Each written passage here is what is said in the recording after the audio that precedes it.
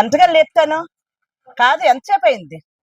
Towel అందిస్తావు నువ్వు మంచం మీద ఉంటే లేచి టవల్ తీసుకుని స్నానానికి వెళ్ళలేవా? ఆ? లేగు, లే లే లే అంటే అంటిస్తా గానీ నీకు పైకిలే చెప్తుంటే వేషాలు వేస్తుంది మళ్ళీ. లేగు, లే లే లేను లే, కాలుస్తానన్నా భయం లేదు, కాలుస్తానన్నా భయం లేదు. లే లే లే లే ఏడ్చిన అంత తరకు మొండి తయారైంది రాయిలాగా. అసలు నువ్వు రెడీ చేసుకోవడం మంచి పడుకొని ఇస్తారేంటి నేను ఇంకా నైట్ డ్యూటీకి వెళ్ళొచ్చిందని ఒక గంట పడుకుంటుంది. ఇంత మొండి తెలిపి ఉన్నావు నువ్వు మనిషివి.